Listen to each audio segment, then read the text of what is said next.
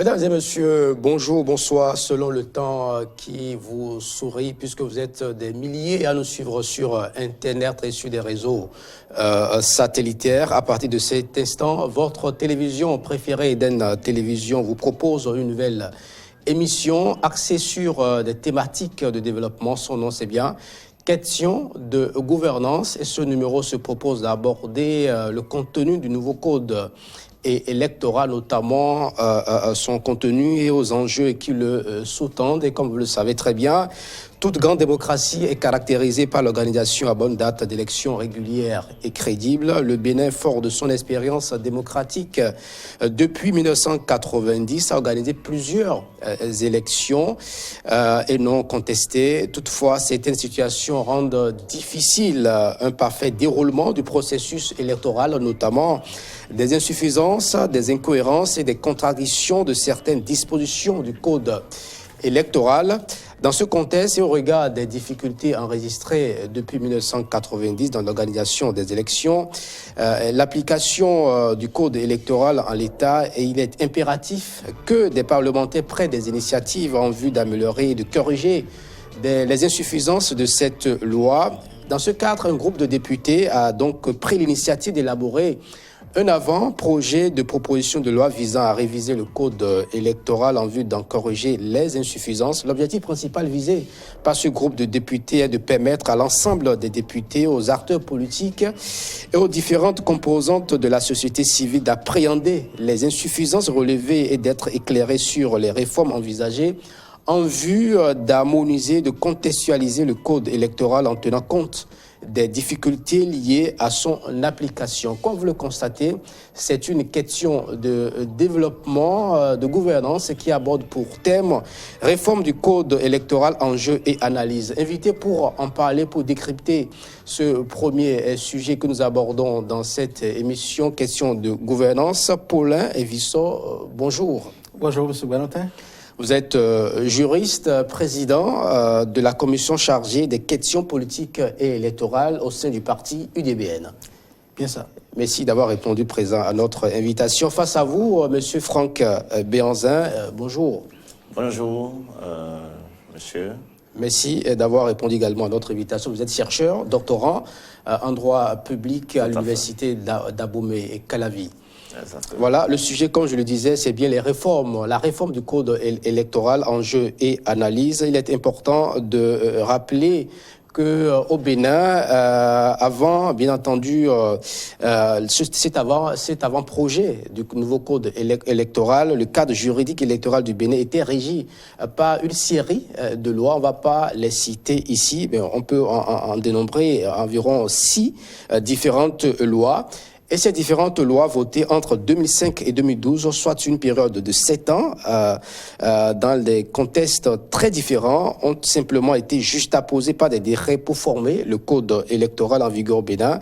Cette juxtaposition de diverses lois, parfois non concordantes et non harmonisées, est source de contradictions, des problèmes liés à l'organisation générale, bien entendu, des élections en République du Bénin. Pour le Vissor, ma première question s'adresse à vous, vous en tant que juriste, spécialiste aussi des questions électorales. Quels sont les problèmes que vous avez dénombrés depuis 1990 et l'histoire contemporaine de notre pays dans le cadre de l'organisation des élections au Bénin?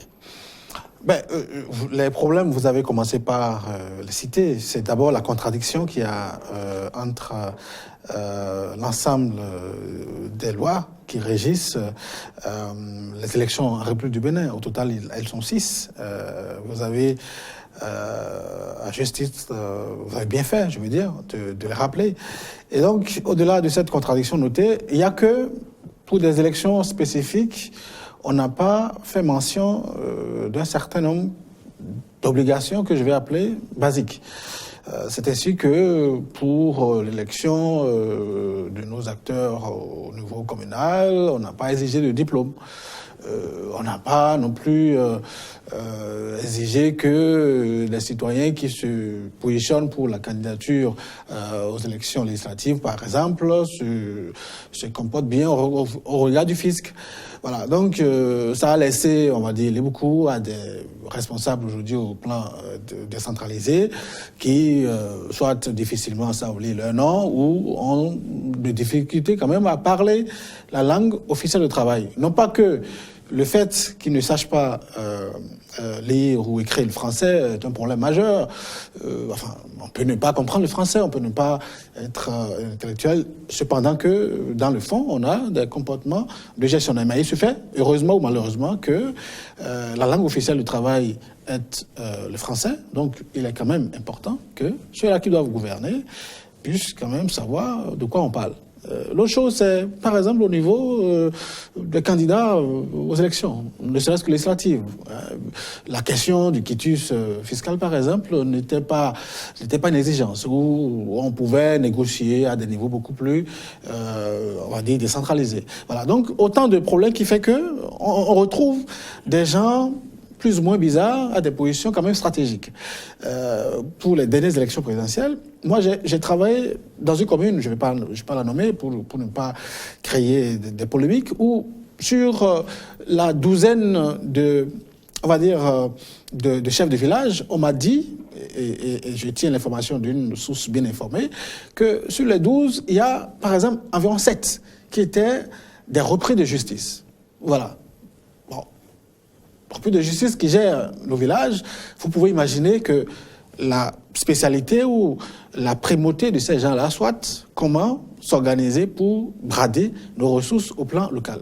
Donc, parce que justement, la loi qui était en vigueur n'a pas fait exigence, ne dit pas que de façon expresse, il faut des gens quand même d'une certaine bonne moralité.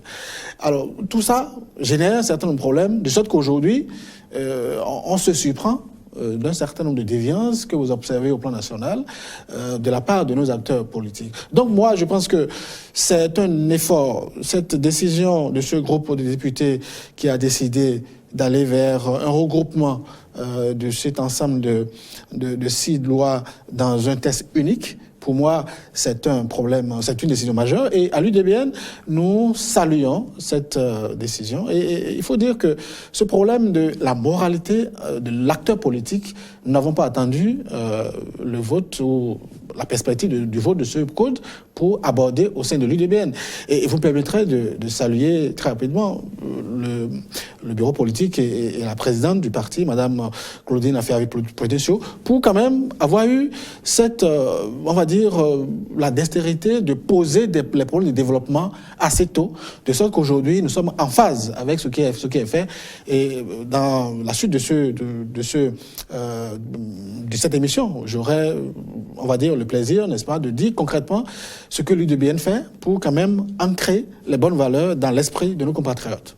On ira tout à l'heure dans le vif du sujet, mais avant, en face de vous, il y a M. Franck Béanzin. Je me permets de rappeler votre titre parce que pour les téléspectateurs qui viennent de nous rejoindre sur Eden Télévision, vous êtes chercheur et doctorant en droit public à l'université d'Abomey-Calavi. En introduction, je parlais bien entendu de cette juxtaposition de plusieurs lois qui, pendant des années, ont créé des problèmes dans l'organisation des différentes élections que nous avons enregistrées en République du Bénin. Vous, en tant qu'observateur et spécialiste du droit privé, quels sont les problèmes, droit public, excusez-moi, quels sont les différents problèmes que vous avez enregistrés?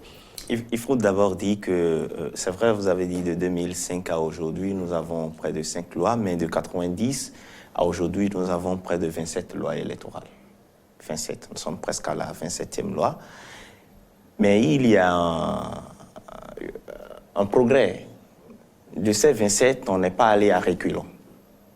Il y a eu des évolutions. Et vous allez voir que c'est vrai que les questions de moralité de l'acteur public et de l'acteur politique ne sont pas encadrées dans certaines dispositions. Quand vous prenez la loi 2013, le code électoral en vigueur, vous allez voir qu'il y a des dispositions qui ne rendent pas la tâche facile à la Sénat. Il y a également que, vous voyez, les organes qui gèrent les élections, à un moment donné, on voit qu'il y a dysfonctionnement par moment qui peuvent entacher la régularité des élections. Je vous donne un petit exemple, c'est quand la liste électorale n'est pas établie à temps, quand la liste électorale n'est pas établie à temps, ou quand les cartes des électeurs ne sont pas disponibles à temps, parfois c'est à la veille ou à quelques délais des élections que le juge constitutionnel arrive à dessaisir le constitution peut permettre à l'ANT d'établir les cartes. Dans le code électoral en vigueur, il y a certaines dispositions qui imposent l'utilisation des cires sur le terrain, parce que j'ai été au niveau des arrondissements pour les élections passées dans la coordination d'arrondissement, assistant coordonnateur. Donc, il y a eu d'énormes difficultés.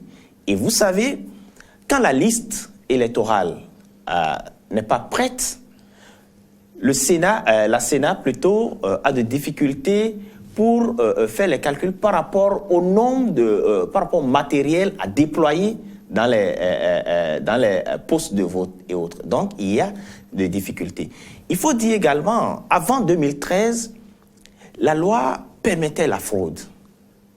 L'avancée notable que nous avons eue avec le code de 2013, vous allez voir que la centralisation n'est plus au niveau arrondissement, commune, département, avant que les résultats n'aillent à la Sénat. Aujourd'hui, avec ce que nous avons, la centralisation des résultats, c'est que ça vient à l'arrondissement et on transmet ça directement à la Sénat. De l'autre côté, vous allez voir qu'avant, ce n'était pas le personnel qui vient en appui à la Sénat, ce n'était pas des personnes, une ressource humaine si qualifiée. C'était une organisation politique ou des représentations politiques qui s'occupaient de la coordination électorale au niveau arrondissement et au niveau commune. Mais avec la loi 2013, vous allez voir que il y a eu implication des magistrats, des cadres de l'administration, et leur responsabilité est mise en œuvre à ce niveau. Et donc, de 90 à aujourd'hui, c'est vrai, il y a eu plusieurs lois, il y a eu évolution. Il y a eu, certes, avec la loi de 2013 des évolutions, mais d'énormes imperfections. Des dispositions qui ne permettent pas d'avoir une rationalisation des dépenses en matière électorale, des dispositions qui ne permettent pas de lire de façon claire le rôle de certaines personnes dans le processus électoral. Je vous donne un petit exemple. Quand vous prenez l'implication des magistrats, c'est une question peut-être personnelle, quand vous prenez l'implication des magistrats avec la loi 2013, le code en vigueur au niveau des coordinations d'arrondissement, et que vous voyez à un moment donné que ce corps prend parti sur des questions données. Et nous l'avons vécu pour le projet de révision passé, où ce corps a défendu un point de vue donné. Et voilà qu'on leur a accordé une présomption de quelque chose pour les impliquer dans le processus.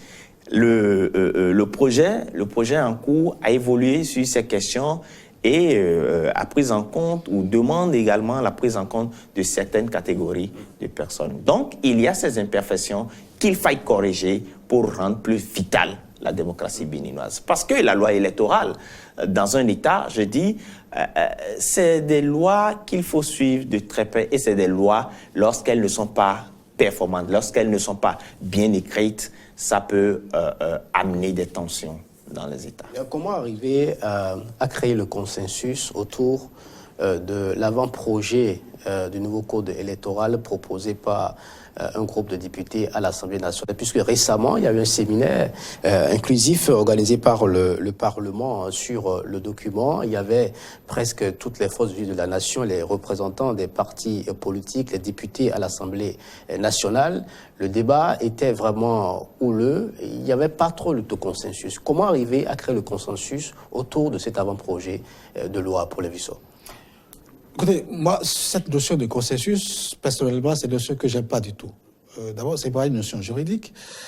Elle a été créée de toutes pièces et malheureusement... Il s'agit quand même d'une loi ou d'un code qui engage toute la République, qui engage toutes les forces vives de la nation. Monsieur Benoît, nous avons, on va dire, choisi d'être en démocratie. Et la démocratie a ses règles. Et pour ce qui concerne le Bénin, nous avons dit pour le vote de loi, il y a deux initiatives. Soit c'est l'Assemblée, ce sont les députés qui sont à l'Assemblée, qui prennent l'initiative de la loi. Dans ce cas, on parle de proposition de loi. Soit ce sont on va dire, le pouvoir exécutif. Dans ce cas, on parle de projet de loi. Nulle part dans la Constitution, il n'est dit que les corps constitués, les forces vives de la nation, comme vous le dites si bien, les journalistes ou la société civile, voilà, société civile ou société civile, tous ces corps constitués peuvent prendre l'initiative du vote d'une loi. Donc, laissons chaque institution avec ses compétences et son couloir de marche. Cette notion de consensus, créée plus ou moins un peu avant 2006, enfin à la fin du Kérékou II, où la révision de la Constitution a eu lieu, la Cour constitutionnelle a estimé qu'il n'y a pas eu le consensus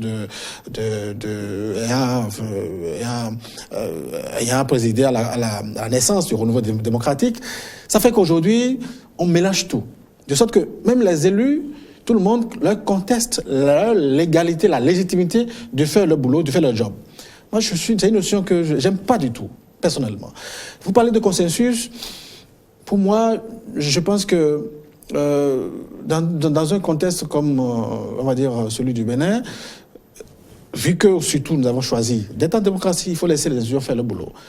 On n'aurait pas dû, pour moi, et les députés, ils vont l'apprendre à leur correspondant certainement, puisque à la dernière rencontre, c'était comme si on leur donnait les doigts, ils ont voulu prendre l'avant-bras et puis entièrement, voilà. Donc, c'est une notion apolémique. C'est pourquoi, personnellement, il faut que, désormais, lorsque une loi de cette importance, enfin, quelle que soit l'importance, je suis d'accord que l'élection, le vote, tous les conflits, on va dire, armés, prennent leur source à partir du vote ou de l'avant-vote ou après vote. Je suis d'accord. Mais il ne faut pas qu'on dénie, on en arrive à dénier aux institutions républicaines leur mission qui a été leur mission instituée par la loi. Donc, ce que nous vivons là, il y a comme une sorte de, on va dire, de complotite. Ça, c'est le président Sékou qui a exprimé l'expression, je suis d'accord avec lui, une sorte de complotite qui, en fait, contamine, on va dire, l'élite béninoise, de sorte que tout le monde conteste tout. On veut voter une loi portant, enfin, on va dire, code électoral. Mon vis-à-vis, tout à l'heure, vous a rappelé de façon très, on va dire, très claire les problèmes auxquels nous étions confrontés depuis fort longtemps. Mais on décide d'améliorer. Et pour ça, fort d'une notion que la Cour constitutionnelle a institué, le consensus, ils ont décidé de faire appel à un certain nombre d'acteurs, à la société civile, journalistes et tous les autres. Mais beaucoup trouvent à dire que oui, au cours de cette rencontre, ils n'ont pas eu beaucoup de temps de parole. Et voilà. Donc, moi, je ne nous comprends plus. De sorte que, personnellement, je savais qu'on en arriverait à une situation que ce que nous vivons là, semblable à celle que nous vivons là. Mais je pense que cette loi, oui, il y a des choses à revoir à l'intérieur, mais c'est déjà mieux.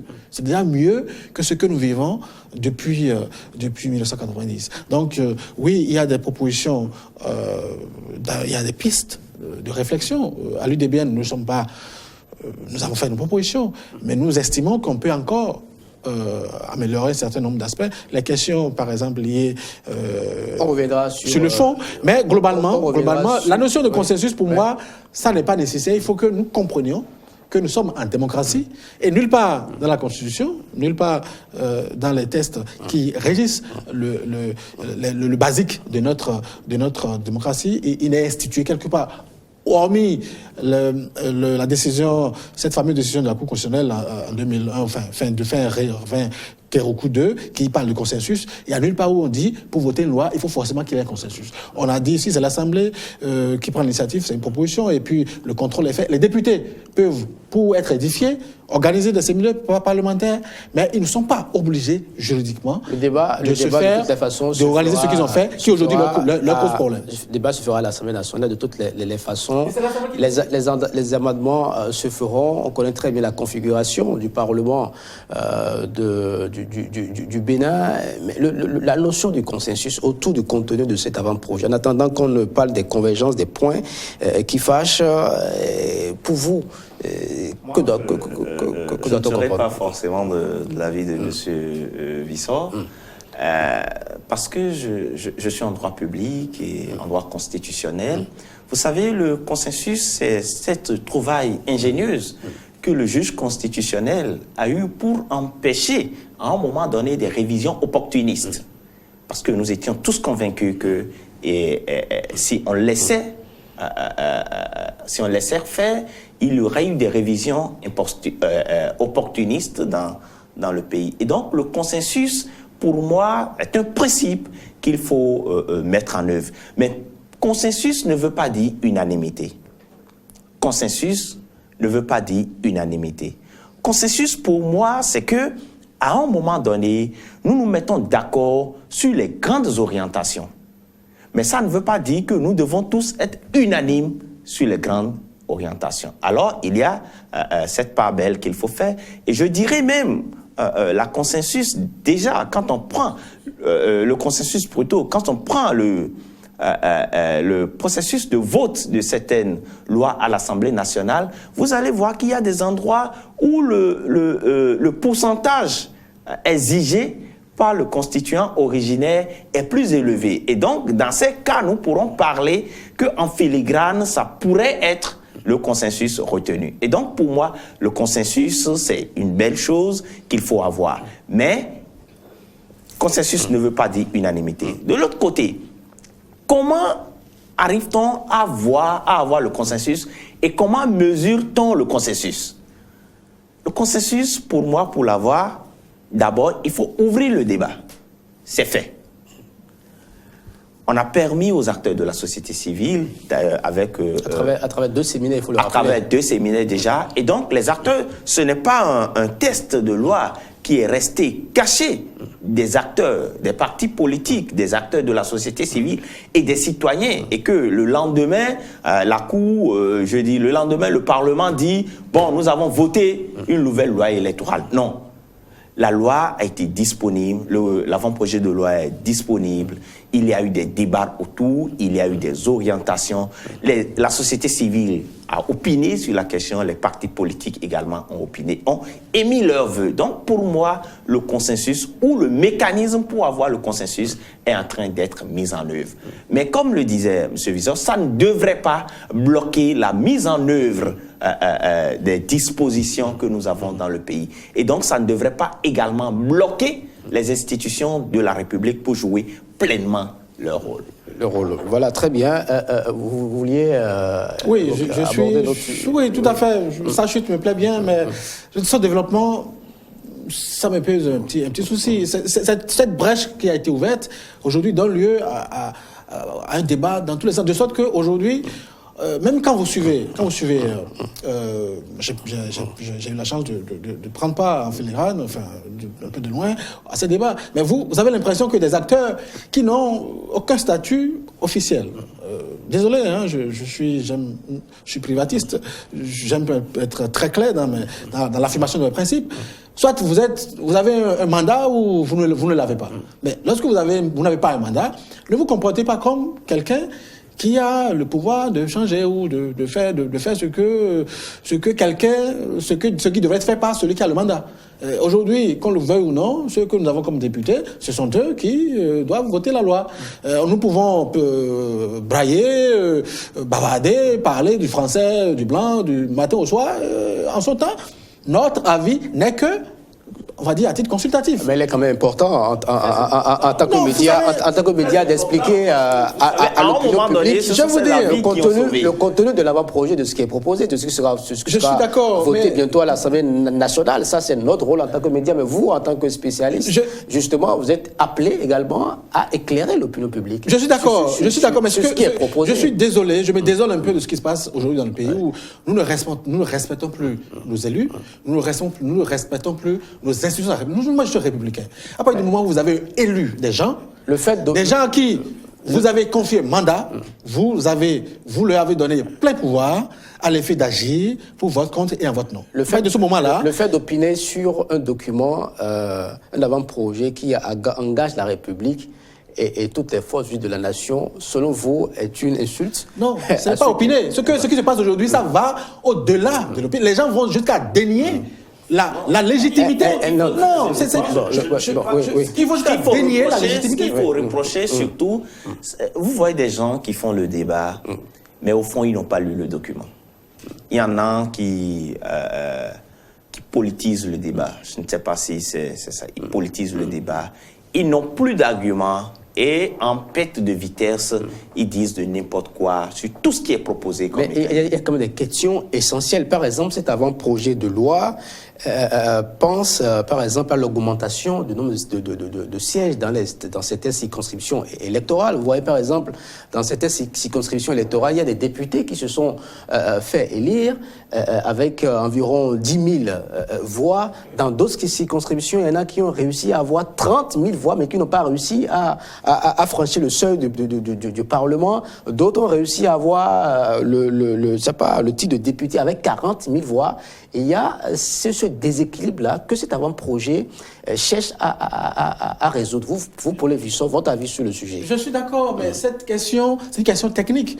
Et on n'a pas besoin de réunir toutes les forces vives pour ça. On n'a pas besoin d'avoir de l'avis de la société civile pour régler ça. Il suffit de fixer le principe de base, à savoir à partir de quand nous allons pouvoir attribuer un député à une commune ou à une zone. Et le principe est fixé. Toutes les communes qui remplissent ces critères-là, je suis d'accord qu'on leur permette de faire ce que la loi a tracé comme chemin. Mais on ne peut pas, sur des questions où des techniciens devraient opiner pour qu'on retienne l'essentiel, n'importe qui se lève. Et même ceux qui ne sont nantis de commandant se lèvent et disent des propos extrêmement graves sur les élus. On ne va pas s'intéresser à eux. On va s'intéresser à cet article. Oui, je suis d'accord. C'est important ce déséquilibre. Qui propose. Je suis d'accord. Et ça fait partie. Nous, à l'UDBN, ça fait partie. Nous soutenons cette réforme, cette innovation. Nous la soutenons. Parce qu'il n'est pas normal que nous allions sur. C'est exactement comme si nous voulons faire, une course de vitesse. Et il y en a qui, la veille, se sont fait doper et qui commencent la course 30 minutes avant qu'on ne lance tout le monde. Restons sur le même pied d'égalité et démarrons la course ensemble. Nous sommes pour l'égalité à l'UDBN. C'est pour ça que je pense que tout n'est pas mauvais dans ce projet. Encore une fois, je voudrais que ceux à qui nous avons donné nous-mêmes pouvoir, parce que les députés qui sont là, ils n'ont pas fait un coup d'État pour se retrouver à l'Assemblée. Donc, nous les avons élus. Nous leur avons confié un pouvoir, nous les avons mandatés de notre part pour agir au nom et pour notre compte. Donc, nous devons pouvoir leur faire confiance. Et non se laisser aller à la complotite générale qui se passe aujourd'hui, de sorte qu'on ne se fait plus confiance. Et on aborde la question avec une grande dose de suspicion. Je pense qu'à un moment donné, il faut que nous puissions mettre la balle à terre et faire confiance aux acteurs politiques que nous avons en face, notamment les élus. Parce qu'au moins, eux, ils ont un statut, ils ont un mandat. Les élus feront le travail. Mais sur la question de l'augmentation du nombre de sièges... Sur la question, il faut dire... moi, je crois qu'il faut faire comprendre aux concitoyens, au peuple, c'est une réalité. Le nombre de députés à l'Assemblée nationale est fixé quand? Depuis 90. Est-ce que la démographie de 90 à aujourd'hui est restée stagnante? Il y a eu évolution, il y a eu l'augmentation de la population. Et dans certains milieux, vous allez voir qu'il y a eu de fortes concentrations. De telle sorte que quand on a fait le dispatching par circonscription électorale, vous voyez qu'il y a certaines circonscriptions qui n'ont pas la démographie que la 16e circonscription a, mais vont donner un certain nombre de députés. Alors que le député, dans l'esprit, c'est le représentant du peuple. Si à 10, je vous donne un exemple terre à terre, à 10, vous envoyez un député à l'Assemblée, et nous, il nous faut 40 pour envoyer un député à l'Assemblée. Vous ne pensez pas que ceux qui envoient un député à l'Assemblée à 10 pénalisent ceux qui doivent atteindre 40 avant d'envoyer un député à l'Assemblée? Et donc, le nombre de représentants pour ceux qui ont 40 et envoient un député est en moins. Et il faudra équilibrer parce que le député est le représentant du peuple. Alors, cet aménagement à la date d'aujourd'hui, que ce soit les gens ceux qui supportent le gouvernement ou ceux qui ne supportent pas le gouvernement, ça avantage tout le monde. Mais pour nos amis qui prennent du plaisir à critiquer pour critiquer, ils vont dire, bon, ils veulent augmenter le nombre de députés. Et l'augmentation du nombre de députés engrange une autre question, celle de la représentativité des femmes. Vous voyez, la politique telle que ça se passe et le fonctionnement des partis politiques tel que nous l'avons au Bénin ne permet pas réellement à la femme de réussir à avoir un mandat électif. C'est très difficile. Et j'ai fait plusieurs études sur ça et je peux vous dire, c'est très... Donc, il faut des mesures favorables à la femme. Ce n'est pas que des mesures pour mettre la femme dans une autre posture, mais quand même des mesures qui pourraient favoriser la femme. Et moi, personnellement, je trouve que le financement des partis politiques, des dispositions peuvent amener à positionner la femme. Et donc, à la date d'aujourd'hui, l'augmentation de sièges s'impose à nous. S'impose à nous parce que nous sommes au-delà de 10 millions d'habitants. Ce n'est plus ce que nous avons. L'augmentation de sièges s'impose à nous et vous êtes d'accord avec ceux qui ont proposé cet avant-projet. Pour les Vissot également, vous avez évoqué la question de la représentativité des femmes. Justement, dans cet avant-projet, moi j'ai essayé de parcourir presque tous les articles. J'ai pas vu une phrase qui aborde le sujet. Il est tout simplement dit qu'on leur réserve 24 sièges, soit un siège de femmes attribué au parti qui arrive en tête dans une circonscription électorale. Nulle part il n'a été indiqué clairement la question de la représentativité des femmes. Mais cette question revient chaque fois lors des séminaires, lors des rencontres de haut niveau. Il faut permettre aux femmes de participer à la vie politique, mais à la base, dans les lois, on ne leur accorde pas cette chance-là. Comment ça se fait? Comment fait-on pour corriger ce dysfonctionnement? Monsieur Valentin, je vais peut-être vous surprendre. Je suis contre la discrimination positive vis-à-vis à l'égard des femmes. Parce que dans la vie, par principe, rien ne s'obtient gratuitement. Mais pour être là aujourd'hui, là où vous êtes, il a fallu vous battre. Si vous faites le point, vous vous rendez compte que les gens avec qui vous avez commencé le CI, il y en a peut-être qui ont abandonné l'école un peu plus tôt. Mais vous avez tenu bon, vous êtes battu, vous avez travaillé fort, vous avez affronté les intempéries de la vie, le soleil, la pluie, pour être là où vous êtes aujourd'hui, et vous continuez la bataille. Mais c'est ça la vie. Aujourd'hui, même si vous prenez un décret et vous dites qu'il faut que sur décret ou loi, tout ce que vous voulez, pour dire que les partis politiques doivent vous présenter sur la liste, il faut forcément une majorité, on va dire 50% masculin, 50% féminin, vous n'en trouverez pas. Vous n'en trouverez pas. Et il ne faut pas, on ne peut pas devancer, n'est-ce pas, les réalités sociopolitiques de notre pays, les pesanteurs sociologiques de notre État. Aujourd'hui, il s'est fait que beaucoup de femmes pensent que, et ça, vous avez une certaine catégorie d'élite qui pensent la même chose. Moi, depuis quelques années que j'ai décidé de m'engager politiquement, je me dis, bien voilà, tu as décidé de pactiser avec le diable. Mais je me dis, la politique, j'ai bien lu Platon, je pense que je ne l'ai pas compris de travers. Ça n'est pas, disons, ce qu'on dit de la politique. C'est un art. Et tout le monde devait pouvoir être intéressé par la politique. Mais vous avez aujourd'hui un contexte où les femmes ne s'intéressent pratiquement à rien.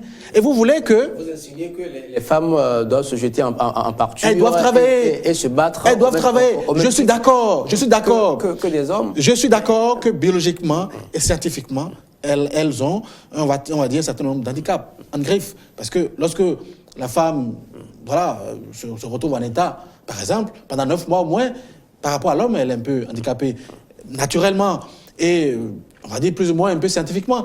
C'est elle qui a à charge l'éducation des enfants. Donc, par rapport à l'homme, elle est beaucoup plus en griffe occupée. Je comprends ces aspects. Mais de là à croire que le reste, il faut qu'on leur offre tout sur un plateau d'or où il suffira simplement de se réveiller le matin pour tout avoir, je dis je suis contre. Il faut que les femmes travaillent. Vous êtes contre la création d'un cadre juridique leur permettant de mieux participer à l'animation de la vie politique. Je voudrais qu'elle travaille. Je voudrais qu'elle travaille parce que le principe de la vie, c'est que rien, mais alors absolument rien ne s'obtient gratuitement. Même pour manger, il faut d'abord s'asseoir, se laver les mains ou voilà, il y a un effort à faire. Donc on ne peut pas dire. Et moi je vais chuter. Permettez que je chute. Permettez que je chute en disant que tout ce qui a été fait, à savoir, je vais dire par rapport à cet avant-projet de loi, moi je suis entièrement d'accord. Il faut que les femmes se battent. Et je comprends. Au début, beaucoup ont chahuté le chef de l'État, M. Patrice Talon, pour dire oui, il a formé un gouvernement, il n'y a que deux. Non, attendez, il faut que les femmes se fassent valoir. Il faut que les femmes se battent, il faut que les femmes se montrent solidaires. Aujourd'hui, lorsque vous avez une femme, et là, je suis bien placé pour le dire, parce que la présidente, la première responsable de mon parti, c'est une femme. Et je vois avec quelle dextérité, avec quel dynamisme, avec quelle autorité elle gère le parti. Ça veut dire que les femmes ont un certain nombre de qualités pour pouvoir conduire la cité. Mais lorsqu'elles ne s'en rendent pas compte, elles ne travaillent pas pour, on va dire, développer leurs qualités naturelles de gestionnaire, et restent enfermées. Et pense que, oui, il faut qu'on leur prépare tout le repas et qu'on leur offre sur un plateau d'or. Moi, je suis contre ça. Il faut que chacun travaille, parce que dans la vie, rien n'est gratuit, rien ne s'obtient gratuitement. Franck Béhanzin. Sauf que j'aille contre la thèse de mon vis-à-vis. J'estime personnellement que les femmes travaillent. Et que nous en avons. Je ne dis pas qu'elles travaillent pas. Non, parce que vous avez dit qu'il faut qu'elles travaillent pour mériter. Qu'elles se fassent valoriser. Qu'elles se montrent, qu'elles soient volontaires, disponibles. Je vous dis, dans les partis politiques, vous voyez des femmes qui sont combattantes. La belle preuve, je ne sais pas, je ne connais pas votre expérience en matière politique, mais quand vous allez sur le terrain, celles qui sont là avant vous, celles qui applaudissent tout le temps, ce sont les femmes. Et l'autre chose, il y a le contexte sociologique qui fait que les femmes, le plus souvent, se retrouvent à l'arrière de la scène. C'est vrai, c'est déjà heureux que dans l'avant-projet de loi, il est dit quelque part, pas de réunion politique au-delà de entre 23h et 7h. Mais quand vous êtes une femme au foyer et que vous devez aller à une réunion politique après 23h, après 0h, mais vous avez un mari, vous avez des responsabilités au foyer. Les responsabilités lesquelles que l'homme n'assure pas. Dans ces conditions, il faudrait des dispositions pour permettre à la femme d'aller à la tribune. De l'autre côté, monsieur, vous me permettrez, déjà dans notre sociologie, de son parti, on estime que la femme n'est pas faite pour diriger. C'est vrai que, étant un fils d'Abomey, il y a une histoire d'Abomey qui contredit cela avec la reine Rangbe qui a dirigé le royaume d'Abomey pendant un bon nombre de temps. Mais on voit que déjà les femmes entre elles se disent est-ce que c'est une dame nous allons voter, et celles qui réussissent à se faire élire, ce n'est pas du tout facile. Essayez de prendre chaque femme, celles-là qui ont réussi à avoir à avoir été député ou quoi, prenez leur parcours et voyez comment ça a été. Ce n'est pas du tout facile. Et il a fallu peut-être l'onction du mari. Des fois, moi j'ai essayé de faire une petite étude sur ça. Vous allez voir que les femmes qui ont réussi à se faire élire députée, c'est peut-être que leurs maris sont très riches et qui le financent. C'est peut-être que elles-mêmes, elles ont quitté le marché d'un temps pas parce qu'elles ont une surface financière donnée et elles avaient auparavant un niveau intellectuel qui n'est pas mal, qui leur permet d'asseoir leur leadership dans leur zone. Et c'est ce qui leur a permis de venir à l'Assemblée nationale ou de faire bonne mine dans la politique. Sinon, pour les femmes, je trouve que ce n'est pas facile et il faudrait les accompagner. Combien de partis politiques sont prêts, à la date d'aujourd'hui, à prendre comme premier titulaire une femme? Justement, l'objectif, bien entendu, visé, c'est de permettre aux femmes de se positionner, de forcer la main, notamment aux partis politiques, à mieux positionner les femmes, d'où la nécessité pour, en tout cas, ceux-là qui ont proposé cet avant-projet de nouveau code électoral, lors des amendements qui se feront à l'Assemblée nationale bientôt, d'insérer dans le document quand même des articles et à même de forcer la main aux partis politiques de positionner les femmes quand même en proposition. Il y a des choses que la loi électorale ne peut pas régler. Parce que déjà dans notre constitution, vous voyez, au niveau de l'article 26 de la Constitution qui établit le principe de l'égalité, il y a que si la loi électorale déjà à ce niveau impose cette discrimination, quand ça va passer à l'analyse ou quand ça va passer devant le juge constitutionnel, il devra pouvoir casser ça parce que ça va être, ça ne va pas être conforme à l'article 26 de la Constitution. Donc, il y a des dispositions qu'il faudra toucher en amont avant de pouvoir réussir cela. Mais pour réussir des mesures pouvant encourager les femmes, je trouve que ça doit pouvoir passer également par le financement public. Si on exige aux partis politiques qu'avant d'avoir un tel montant dans le financement public, qu'il faut la représentativité de d'une femme sur votre proposition, au niveau de votre proposition, je crois que les partis politiques vont céder facilement. Paul Bissot. Écoutez, j'ai aimé une phrase de cette intervention. Il dit la loi ne peut pas tout régler. La participation des femmes aux instances politiques de décision, c'est une question d'abord sociologique qu'il faut régler. Il faut interroger notre sociologie et travailler pour améliorer ça. C'est pas la loi qui va pouvoir régler. Même si vous décrétez aujourd'hui pour dire voilà, vous chef parti, vous devez fournir sur votre liste 50% de femmes, machin, ça ne passera pas. C'est d'abord la conception que les femmes ont de la politique. Je vous dis, elles ne sont pas. Il faut quand même commencer quelque part sur le plan le réglementaire. Oui, mais ça ne règle pas le problème. Et c'est contre même. Et là, j'attends. Et je suis d'accord. Il apporte de l'eau à mon moulin. Parce que je me dis, le juge constitutionnel sera d'accord qu'aujourd'hui, on dise que forcément, il faut une certaine discrimination positive relativement à la participation des femmes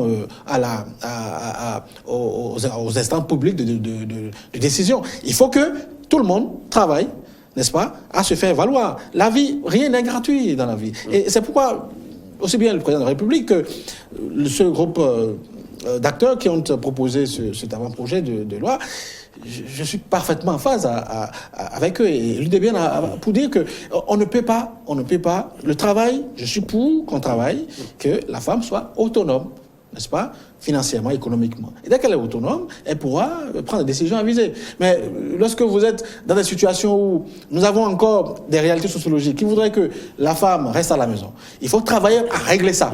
Il faut permettre à ce que la jeune fille, dès le bas âge, ait les mêmes chances de fréquenter les écoles, de bénéficier des mêmes avantages que le jeune garçon.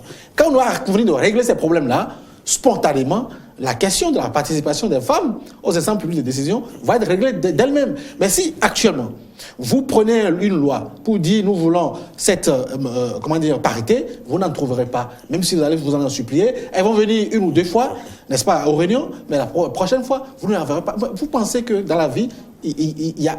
Donnez-moi l'exemple de quelque chose qui est gratuit. Dans la vie, il n'y en a pas. Rien ne s'obtient gratuitement dans la vie. Mais pourquoi voulez-vous qu'en politique, alors que vous voulez qu'elle soit leader, vous voulez que... Vous avez quand même reconnu quelques handicaps inhérents à la vie quotidienne de la femme au foyer. Je suis d'accord, mais elles doivent pouvoir surmonter. Elles ont la capacité... Mais il est quand même important de leur permettre d'évoluer sur le plan politique en leur créant le cadre... On ne permet pas, on se le permet. Oui, il y en a qui ont la volonté. Il y en a qui ont la volonté. mais qui n'ont pas la possibilité de s'exprimer compte tenu des pesanteurs sociologiques. Peut-être qu'il faut lever. Peut-être que vous allez organiser une émission où j'aurai la chance de parler de la présidente de mon parti.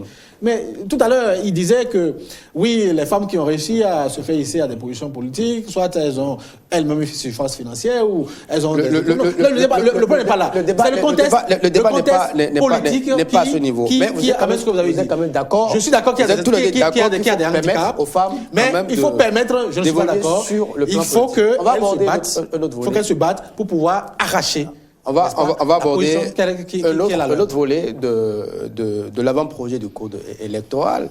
Le président Patrice Talon a peut-être la chance, depuis 2 ans, il n'a pas encore organisé une élection, en tout cas communale ou législative. Les législatives, c'est pour bientôt, c'est pour 2019. Sinon, les autres présidents, c'est-à-dire qu'ils prêtent serment et quelques mois plus tard, c'est pas les élections communales, ce sont les élections législatives et tout, c'est un cycle permanent. Mais dans l'avant-projet, il est envisagé le couplage des élections.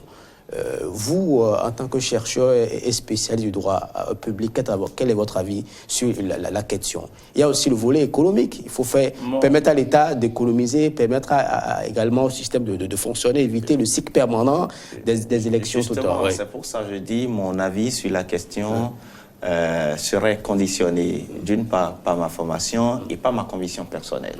Conviction personnelle, la rationalisation des dépenses publiques s'impose à nous. J'estime que le budget des élections pouvait aider à faire autre chose dans le pays.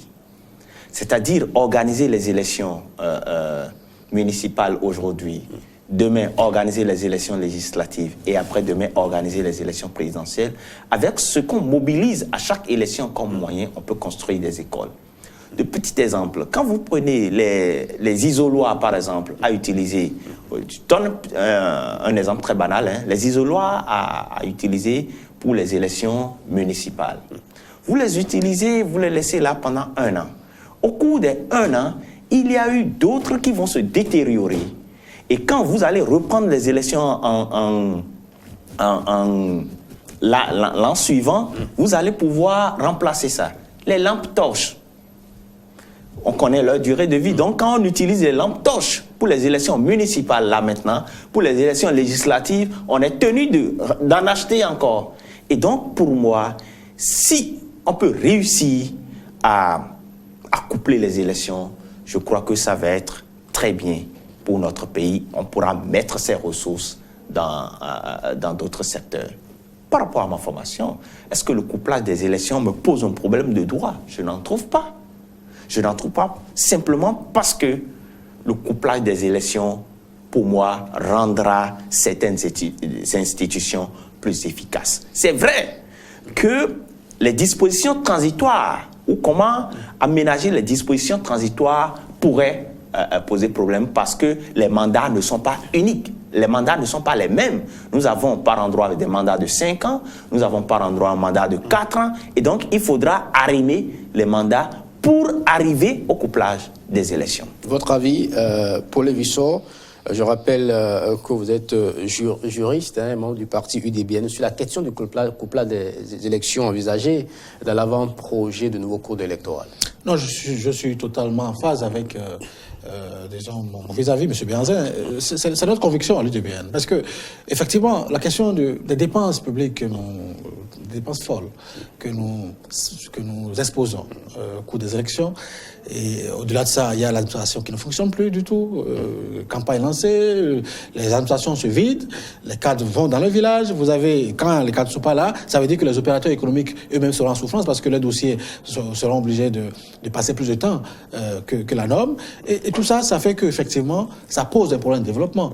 On ne peut pas, disons, s'amuser à gaspiller des ressources dans un pays où nous avons encore beaucoup de nos compatriotes qui n'ont pas d'eau potable à boire. Je ne parle pas encore du confort, mais de l'eau. L'eau pour boire, il y a beaucoup de nos compatriotes. Chez moi, dans les collines, il y a une grande partie de nos compatriotes qui manquent encore d'eau cruellement. Donc, on ne peut pas se permettre, n'est-ce pas, de s'amuser de gaspiller les ressources. Donc, le couplage, en tout cas, toute décision allant dans le sens de rationaliser les dépenses publiques, nous sommes pour à l'UDBN. Donc, cette décision de coupler les élections, pour nous, c'est une très bonne chose. Et il faut travailler à cela. Oui, je suis d'accord qu'il y a quelques on va dire, préalables qu'il faut d'abord régler. Les mandats, la durée des mandats, c'est pas la même chose d'une élection à une autre, mais il faut travailler à trouver un consensus de sorte à pouvoir amoindrir les dépenses des élections. Bientôt, vous l'avez dit tout à l'heure, nous aurons les élections communales, après législatives, après présidentielles, et puis je crois que le président Zizouloué a fait une petite simulation la dernière fois sur une chaîne, et je l'ai suivi. Nous avons, en tout cas à partir de 2019, pratiquement chaque année ou chaque 2 ans, nous avons les élections. Et ça veut dire que le pays sera plus ou moins mort, quoi, sur certains aspects. Parce que les cadres, forcément, vont déserter l'administration pour se retrouver sur le terrain de la campagne politique. Donc, effectivement, le couplage des élections, c'est une très bonne décision. Et il faut travailler à régler les petits détails qui sont autour, à savoir la durée des mandats et toutes les autres questions qui pourraient créer problème juridique. Mais je pense que le principe, nous le partageons à l'UDBN, à savoir qu'il faut coupler les élections, parce que ça permettra d'économiser de ressources pour faire face aux problèmes de chômage de la jeunesse, aux problèmes de manque d'eau, aux problèmes de manque de centres de santé, il le disait tout à l'heure, enfin à l'instant. Il faut régler tout. Nous avons d'autres urgences qui font que nous ne pouvons pas, en tout cas, si on est responsable, on ne peut pas se permettre de gaspiller des ressources dans un pays où les populations n'ont pas d'eau à boire.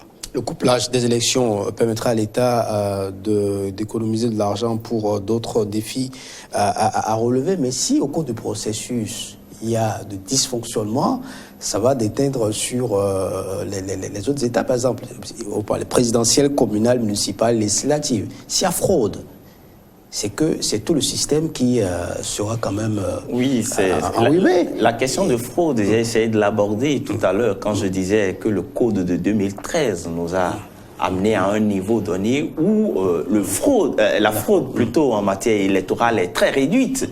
Vous allez voir, parce que la fraude en matière électorale intervient à quel moment?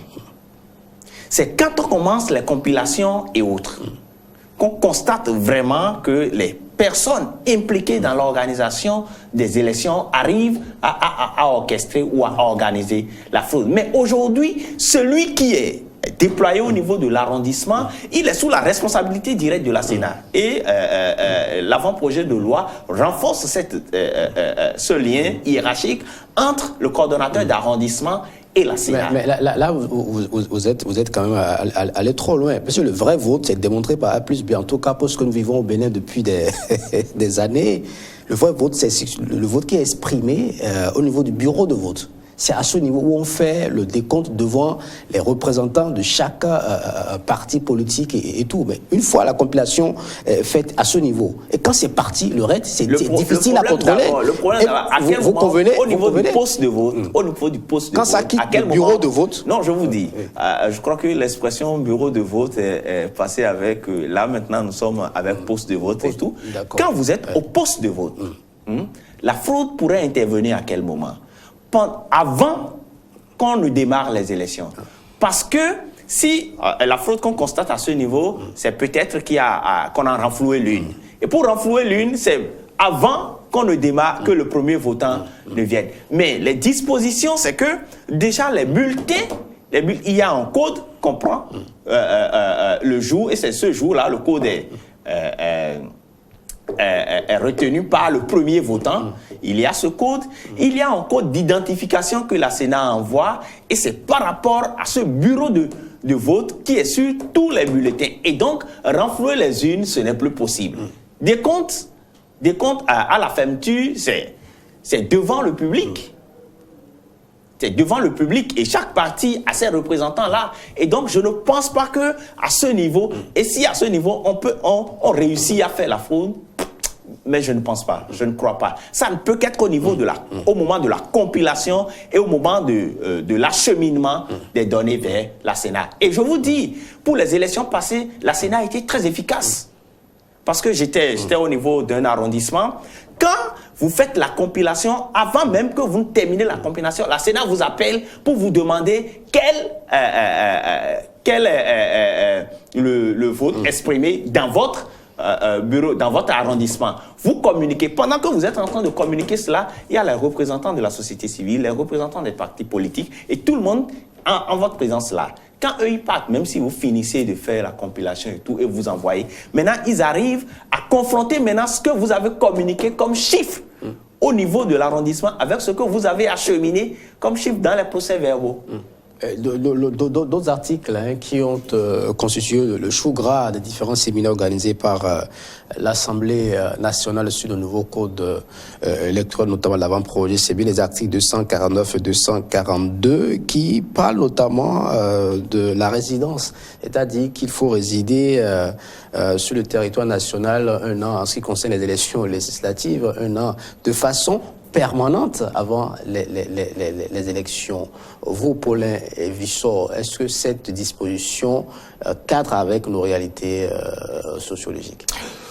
Je suis en phase avec vous sur votre question. À l'UDBL, cette réflexion est venue, à savoir que sur l'esprit, nous comprenons l'esprit du législateur, à savoir que si vous aspirez diriger un arrondissement ou une commune ou représenter les populations ou au niveau supra, il faut quand même être dans le pays pour comprendre ce que vivent les populations. Ça, c'est l'esprit en fait. Mais la lettre telle que c'est libellé là, ça peut, si vous avez en face des acteurs vicieux, il peut vous compliquer l'existence. Parce que l'esprit de la loi, je ne pense pas que résider de façon permanente veut dire qu'il ne faut pas bouger du tout pendant 1 an. Je ne suis pas très sûr.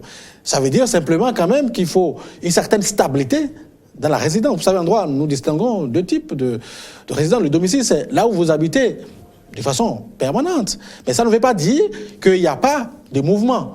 Là, c'est la résidence ou la demeure que nous appelons un endroit où vous pouvez vous résider de façon, on va dire, temporaire, ou quelques mois, quelques semaines. Vous allez vous revenez. Mais même le domicile, qui est qu'on considère comme le lieu de la stabilité, enfin le lieu de la stabilité par excellence, ça ne veut pas dire constant, rigoureux. Quand vous dites que c'est votre domicile, ça ne veut pas dire que vous ne faites pas de mouvement, voilà, aller faire 2 jours à Lomé ou en France, revenez. Ça ne veut pas le dire. Mais tel que c'est libellé là, si vous avez des acteurs, comme je l'ai dit tout à l'heure, vicieux, qui veulent vous compliquer l'existence, ils peuvent vous dire résidence permanente pendant 1 an, ça suppose ne pas avoir bougé pendant 1 an.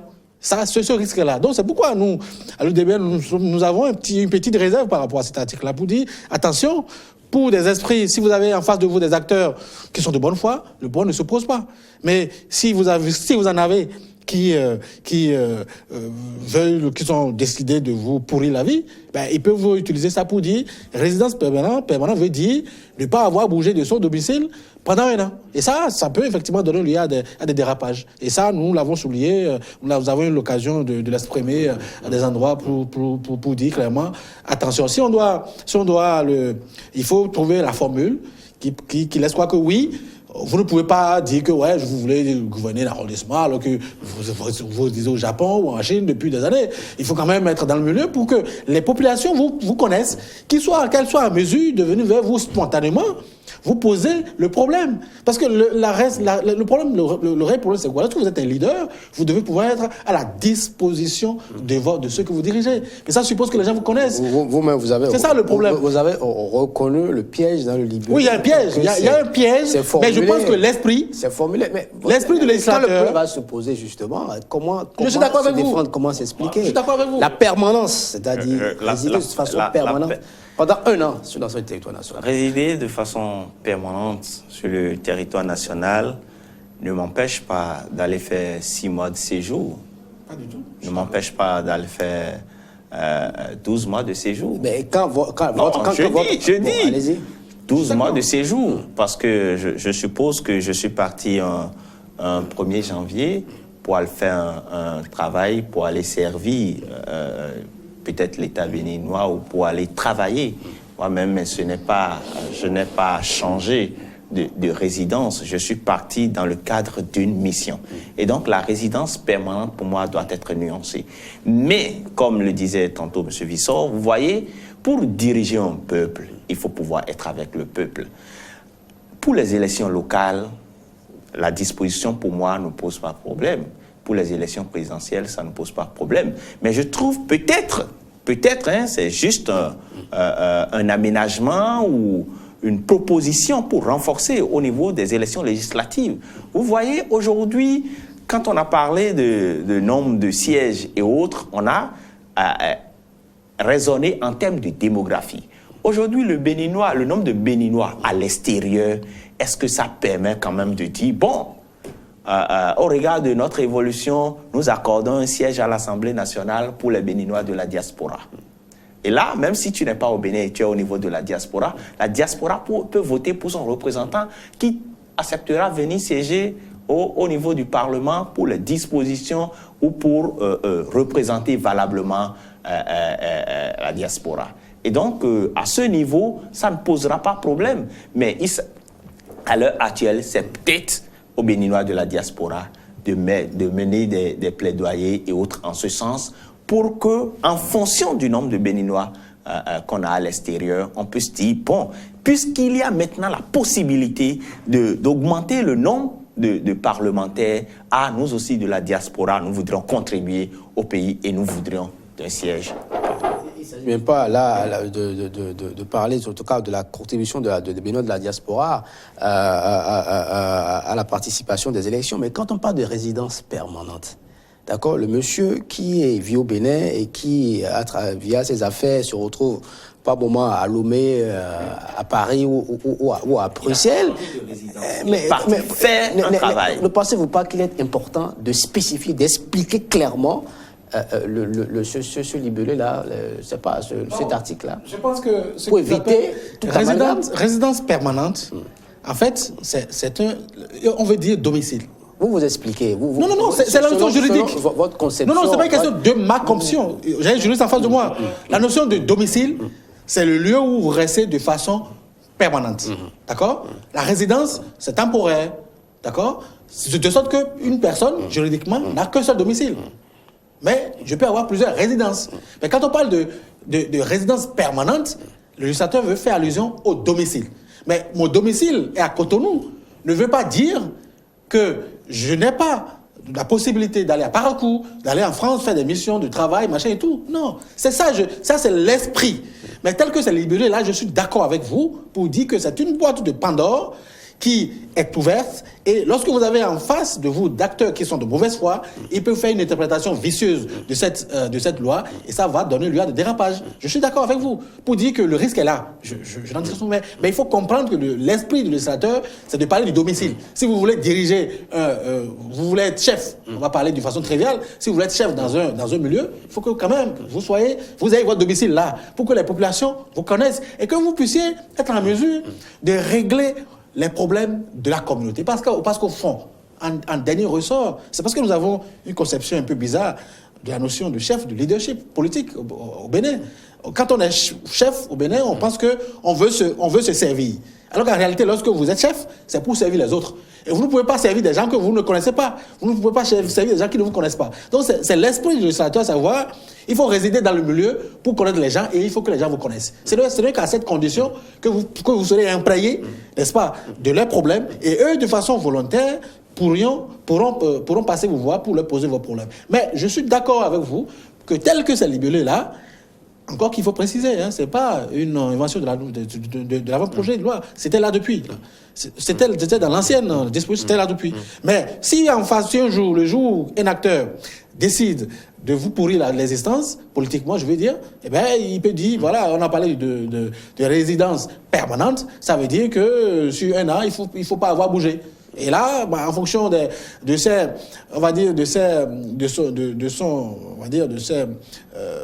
pouvoir, de l'influence en grève qu'il a sur les autres institutions de contre-pouvoir, ça pourrait passer.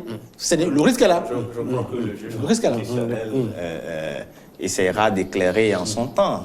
Bon, le juge, parfois, il rend des décisions politiques. Non. Vous l'observez, là. Non, le juge conseil béninois, il est un peu politique. On fera le débat après. C'est un politicien, le juge conseil béninois. L'autre question, l'autre disposition à polémique, c'est bien celle qui concerne l'article 249. Je parle du quitus fiscal. À ce niveau, il y a certaine exclusivité qui est donnée au responsable, au directeur des impôts, qui est censé donner le quitus fiscal, ce document-là, qui est important pour tout candidat aux élections législatives. À ce niveau, ne pensez-vous pas que cette disposition, elle est sélective? Non, je ne pense pas que cette disposition est sélective. Je m'explique. Je m'explique. Vous savez, aller à la politique, c'est avoir l'envie de gérer les ressources publiques. L'économie béninoise, comme nous le disons, est essentiellement fiscale. Mais toi, tu ne contribues pas comme cela se doit et tu veux gérer ce que les autres donnent. Et déjà, sur ce point, ça pose un problème. Et vous allez voir, moi j'ai fait des séances de sensibilisation sur le civisme fiscal dans ce pays. Quand vous entrez, quand vous discutez avec les dames, ils vont vous dire, non, d'abord que même les acteurs politiques ne paient pas leurs impôts et autres. Et pourquoi on leur demande? Donc, je pense que l'élu doit être le bon exemple d'abord. Et donc, le quitus fiscal, pour moi, est une très belle chose, une très bonne innovation. Maintenant, celui qui délivre... Voilà, c'est là surtout le problème. Celui qui délivre la DGID, je pense qu'en la matière, il faut peut-être des aménagements. Ou imposer, l'encadrer pour que dans la période, il y ait un délai. Il faut imposer cela dans un délai.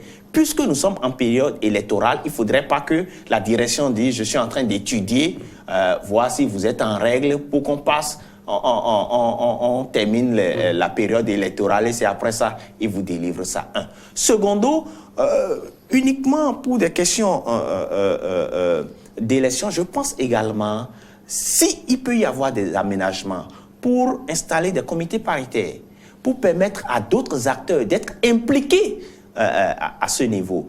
Et de l'autre côté, le juge administratif doit pouvoir être très efficace et pouvoir rendre des décisions, des recours en temps indiqué.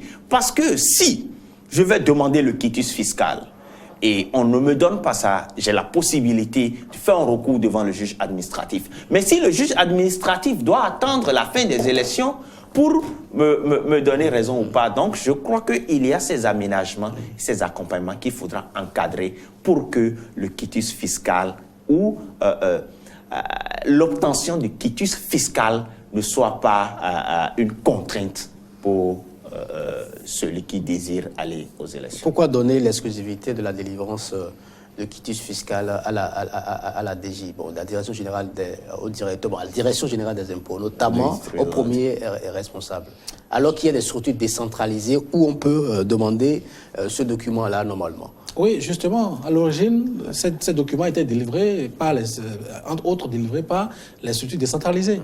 Mais c'est on va dire, le laisser-aller, la complaisance de certains acteurs qui ont amené l'exécutif à centraliser maintenant la délivrance du quitus. Et sur le principe, à l'UDB, nous sommes tout à fait clairs là-dessus. Il n'est pas normal que quelqu'un qui veuille diriger, comme il a si bien le dire, ne puisse pas donner l'exemple.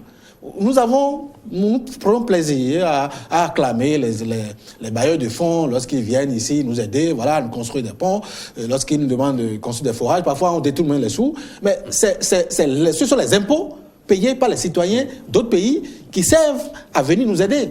Mais vous voulez avoir des leaders qui sont indisciplinés fiscalement parlant. Sur le principe, les gens oui, nous sommes d'accord. Tout le monde est d'accord. Maintenant, je suis d'accord avec vous. Il y a le risque d'exclusion. Parce qu'en période électorale, si on peut facilement exclure des candidats potentiels. Je suis d'accord que le risque est là. Je ne nie pas le risque.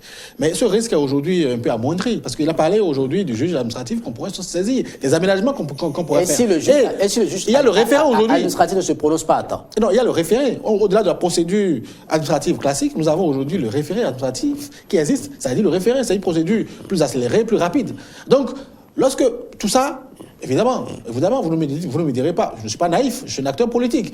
Je sais que parfois, on peut appuyer sur des leviers politiques ou administratifs pour aller dans tel ou tel sens. C'est possible. Mais le principe du législateur, et je suis d'accord avec lui, c'est que nous voulons avoir des gens, ceux qui veulent diriger doivent être exempts, doivent faire preuve d'exemplarité du point de vue fiscal. Ça, c'est le principe. Maintenant, je partage exactement avec vous le risque qu'il y a, que le risque existe. À savoir que quelqu'un qui veut vous titiller peut dire, bon voilà, on met un peu le coude sur son dossier, et voilà. Mais aujourd'hui, juridiquement en tout cas, nous avons les mécanismes pour pouvoir accélérer ou recourir contre le risque de refus ou de ralentissement de la demande à l'effet de devoir délivrer le quitus fiscal. Mais je pense que aujourd'hui, nous avons, il faut avouer que depuis quelques années, il y a cette tradition. Les gens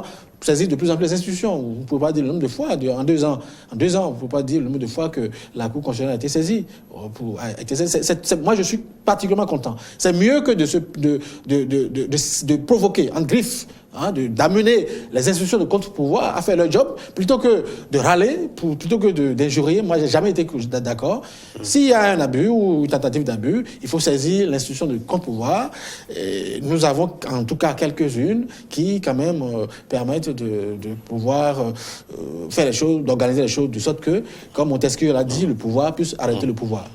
Si vous venez de nous rejoindre, ces téléspectateurs de Eden Télévision, vous que nous regardez via le réseau satellitaire sur Internet, sachez que vous suivez l'émission Questions de gouvernance qui aborde le thème réforme du code électoral, enjeux et analyse. Invité pour en parler, Paulin Visson, il est juriste, président de la commission chargée des questions politiques et électorales au sein du parti UDBN. Et puis Franck Béanzin, il est chercheur, doctorant en droit public. L'autre question, bien entendu abordée dans l'avant-projet du nouveau code électoral, elle est relative à la professionnalisation de la commission électorale nationale autonome SENA, ce qui passe par la gestion du fichier électoral que devra désormais faire exécuter par cette structure, et notamment également la gestion du financement public des partis politiques. Est-ce que la SENA est à même de jouer ce rôle selon vous?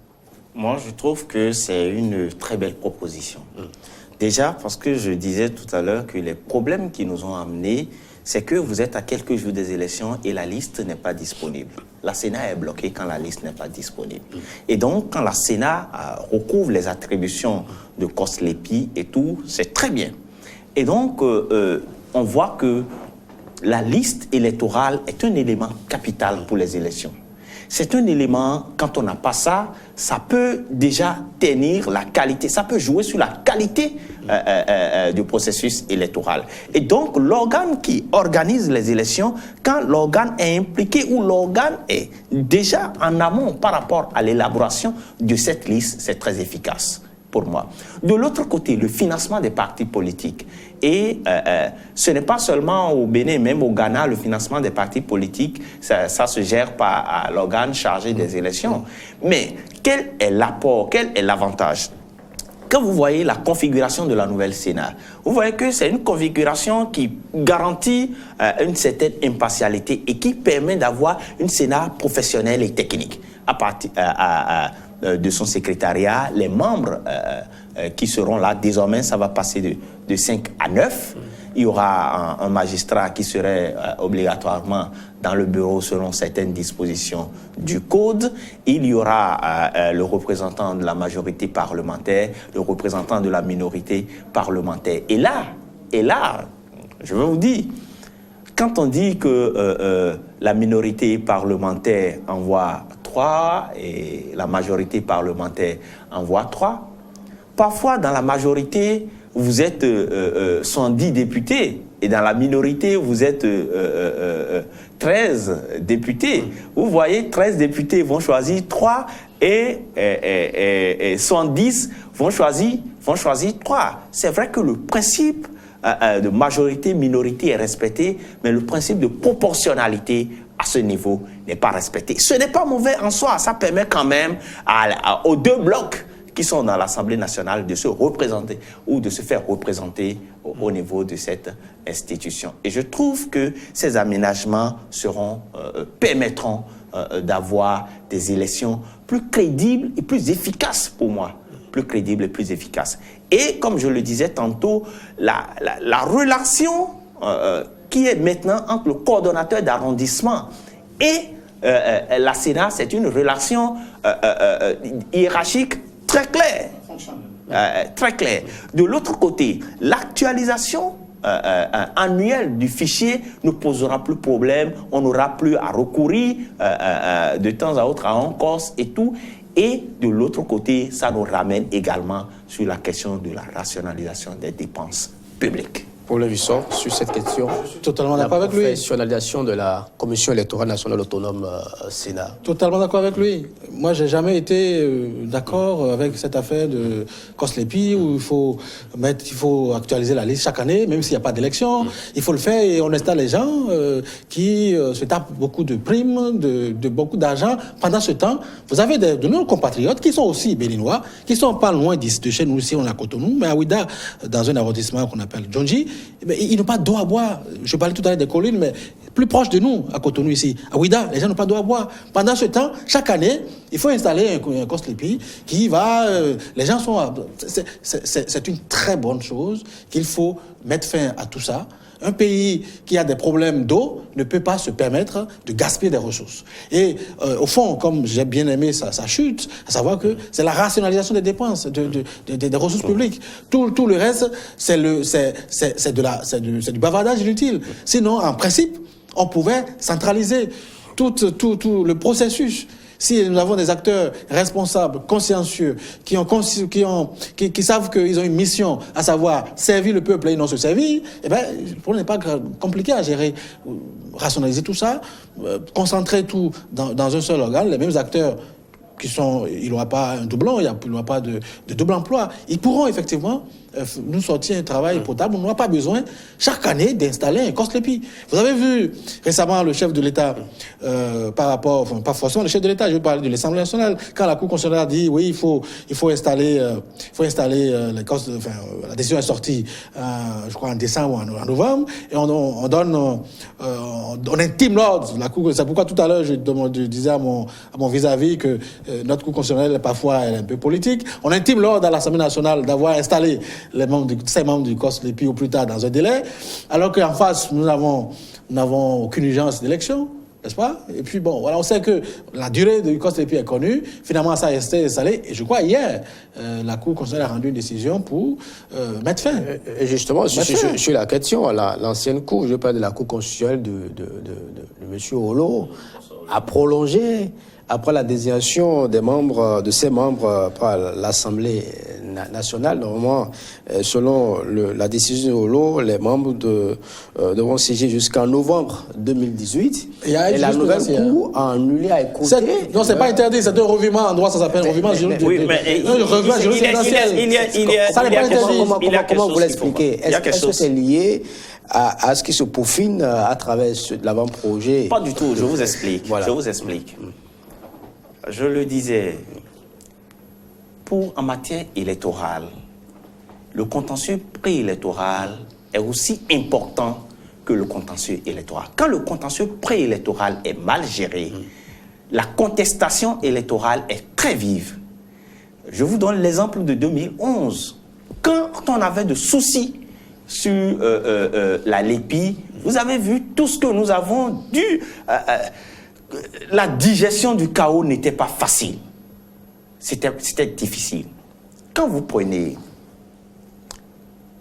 le Koslepi doit terminer son mandat en novembre, selon l'ancienne jurisprudence. De novembre, comptez à partir de novembre, si on doit installer un nouveau Koslepi qui va amener aux élections. Et donc, les élections de 2019, on risque de dépasser le délai. Vous comprenez? C'est-à-dire novembre on va installer un autre COSLEPI pour actualiser, préparer les cartes d'électeurs et autres, qui fera également 6 mois. Et donc, on fera décembre, janvier, février, mars, avril, mai, juin. Mai ou juin. Or, les élections de 2019 devaient déjà être dans cette période-là. Et donc, on risque de ne pas être à temps pour les prochaines élections.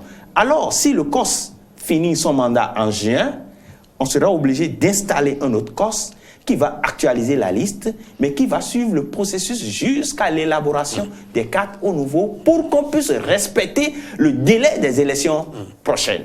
Donc, je trouve que dans cette dynamique, je trouve qu'il n'y a pas de problème. C'est toujours qu'il faudra anticiper sur le conflit ou les contestations électorales. Vous vouliez ajouter quelque chose? Je suis parfaitement d'accord avec lui. Parce que vous vous rappelez, ici, qu'est-ce qu'on n'a pas dit du chef de l'État? Oui, c'est lui qui aurait donné des ordres à l'Assemblée pour qu'on n'installe pas les COSLEPI. Je crois que aussi bien le chef de l'État que la majorité du Parlement, ils sont dans une dynamique de rationalisation et de logique, de pragmatisme en fait.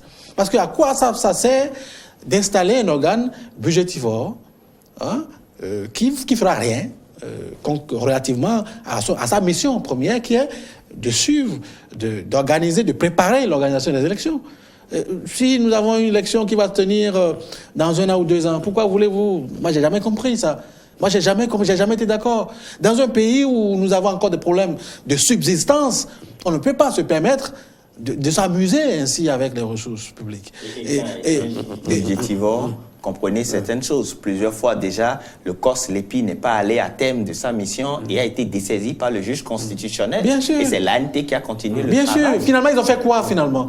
Et dans ce pays, c'est-à-dire que nous avons... C'est vrai, on dit souvent, Dieu aime le Bénin, oui, machin, mais Dieu a, au moins, il y a 187 pays au monde que Dieu aime à égalité. Nous n'allons pas continuer par nous amuser ainsi et croire hypothétiquement que Dieu va toujours nous aimer, toujours nous éviter les conflits. Il faut qu'on se prenne au sérieux. C'est pourquoi je salue cette décision de la nouvelle Cour constitutionnelle pour ce revirement, je le présentais, qui est pragmatique, c'est du réalisme pur en fait.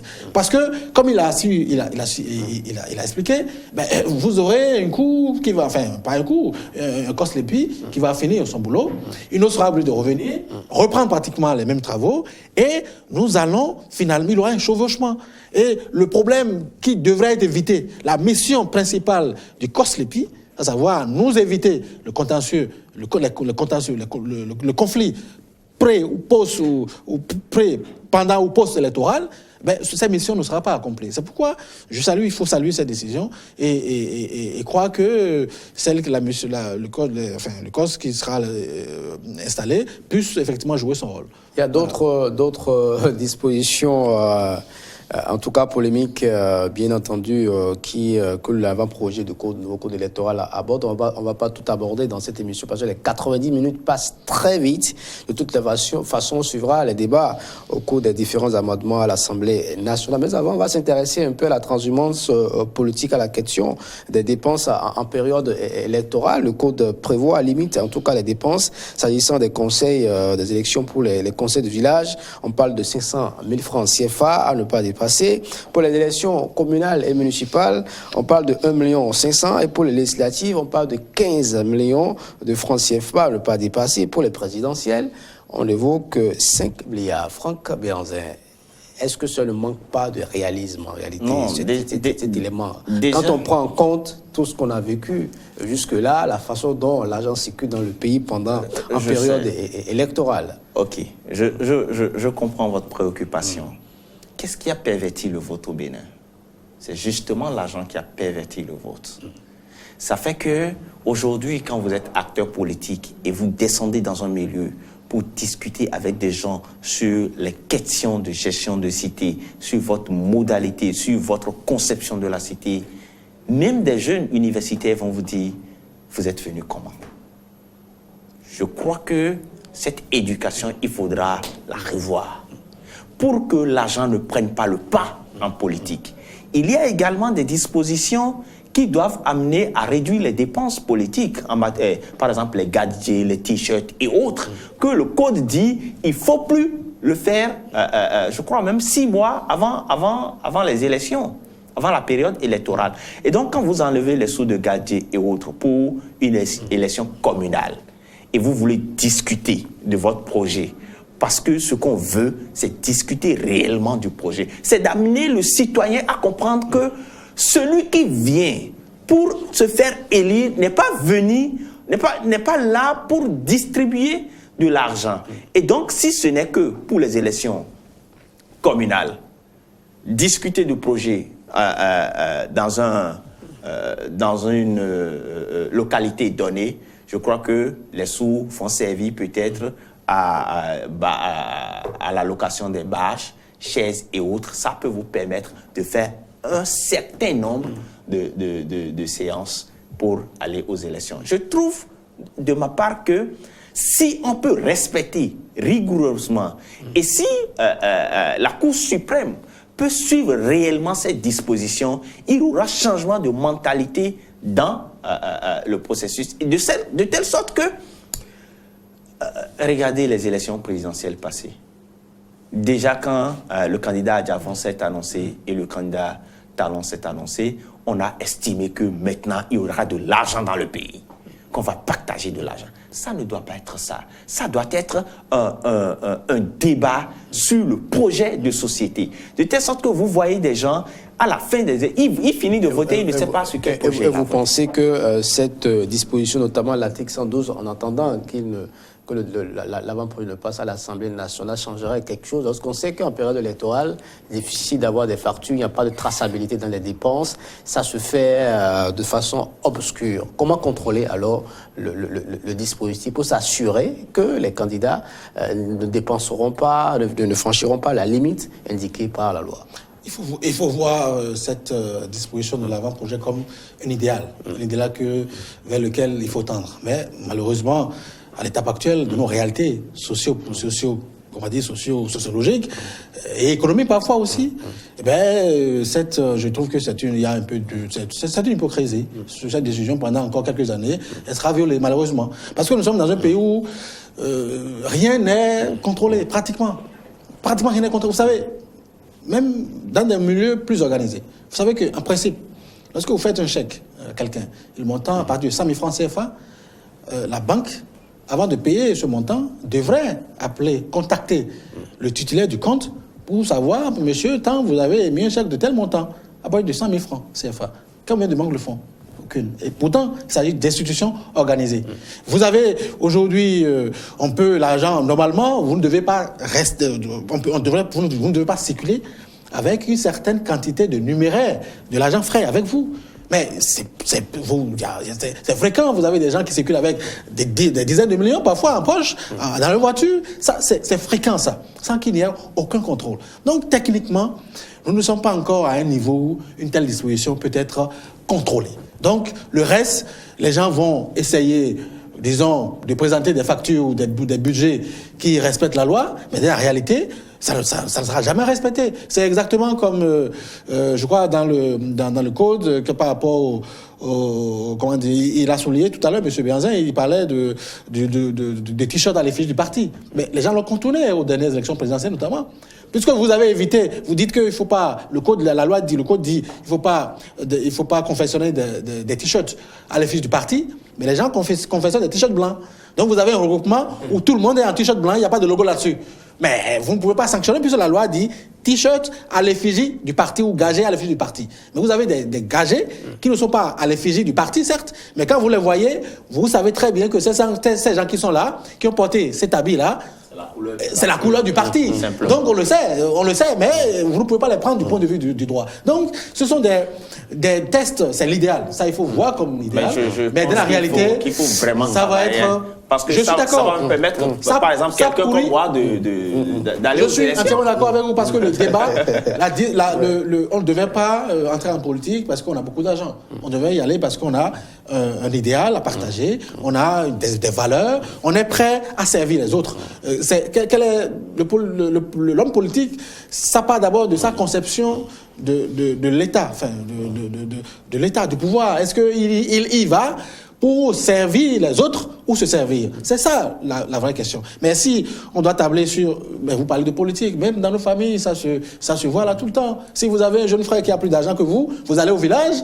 Eh bien, le plus vieux, même celui qui est son grand-papa de loin, il va l'appeler patron parce qu'il a l'argent. On va conclure. C'est une réalité sociologique qu'il faut travailler à inverser. Mais j'ai bien envie qu'on dise un mot. La réalisation va me le permettre, je l'espère, parce qu'on a déjà dépassé le temps qui nous est, en tout cas, accordé. La question de la transhumance politique. Le Code a prévu quand même des éléments pour bloquer ceux-là qui s'adonnent à cette pratique. Vous êtes élu sur une liste une fois à l'Assemblée nationale ou dans votre commune, vous décidez de passer, en tout cas d'aller à une autre chapelle pour politique. Vous savez... D'abord, moi, je pense que la transhumance politique est une trahison. Trahison parce que, au départ, quand le peuple portait son choix sur toi, surtout, ça va renforcer le système partisan. Quand le peuple portait son choix sur toi, c'est d'abord sur l'idéal que le parti prône. Et une fois à l'Assemblée nationale, tu décides maintenant de quitter ce parti pour rejoindre un autre bloc. Après avoir consulté la base, est-ce qu'il dit souvent? Non, ce n'est pas personne.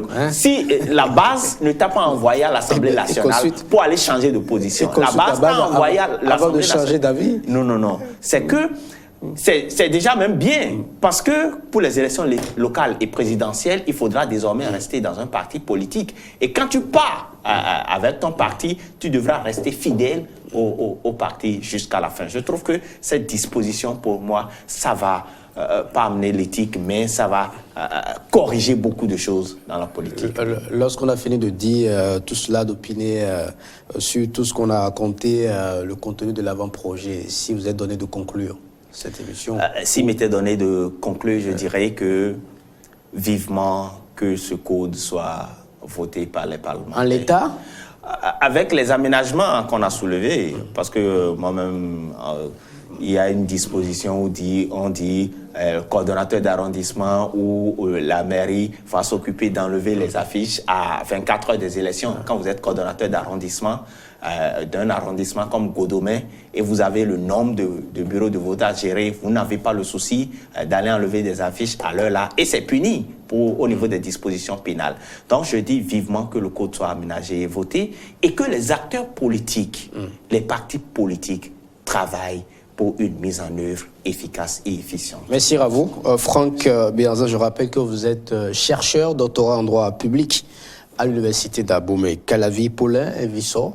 Oui, deux choses. La première, sur la transhumance politique. En 30 secondes, il a parlé de trahison. Je suis d'accord. Au-delà de ce que vous partez à l'Assemblée pour représenter une certaine conviction, mais vous partez aussi, vous avez pu aller à l'Assemblée, enfin, vous avez pu réussir à vous faire élire parce que vous avez utilisé les moyens du parti qui vous a envoyé là-bas. Mais une fois de l'autre côté, on change. Moi, je suis pas d'accord. Il faut effectivement des moyens pour fixer, pour obliger les gens à être loyaux. À défaut il faut pouvoir servir la cause qui vous a permis d'aller à l'Assemblée. Maintenant, sur la conclusion, je dis que je suis d'accord que ce qui est sûr sur le diagnostic, à savoir que les anciens tests que nous avons, les 6 lois qui ont été regroupées, qui parfois présentent des dispositions contradictoires, tout le monde est d'accord que ce dispositif législatif en matière électorale au Bénin a des faiblesses. Alors lorsqu'on est d'accord sur le diagnostic, il faut pouvoir trouver les moyens sur le remède. Et c'est sur ça que nous allons appeler, et comme M. Béazin l'a dit, et je suis d'accord avec lui, il faut que les acteurs politiques puissent trouver des moyens, de sorte que l'accouchement ne se fasse pas par une chirurgie sans anesthésie. Même si on veut aller vers l'accouchement par césarienne, il faut quand même prendre des dispositions pour que ça ne fasse pas trop mal. Et je finirai enfin sur votre conclusion pour dire 15 secondes. Pour saluer le bureau politique de l'UDBN, saluer la présidente de mon parti et leur dire que oui, dans notre circonscription principale, il y a quelques agitations, mais nous sommes sereins, nous vous en rassurer les uns les autres. On aura l'occasion. Il n'y a pas de problème. On aura l'occasion l'occasion de parler. La situation est sous contrôle. On aura l'occasion. Comme diraient les militaires ou les policiers. On aura l'occasion Je vous remercie pour de parler des actions de l'UDBL sur le terrain. Et en tout cas, on aura l'occasion de parler de tout cela. Merci à vous. Je rappelle que je recevais pour vous, chers téléspectateurs, Paulin Vissot, il est juriste, président de la commission chargée des questions politiques et électorales au sein du parti UDBN. En face de lui, Franck Béanzin, il est chercheur doctorant en droit public à l'université d'Abomey-Calavi. Les deux opinaient sur la réforme du code électoral, les enjeux, et ils ont également analysé un peu les dispositions prévues dans l'avant-projet. C'était donc question de gouvernance. Prenez le rendez-vous chaque samedi sur Eden Télévision à partir de 10h. Rediffusion jeudi à partir de 21h. À bientôt.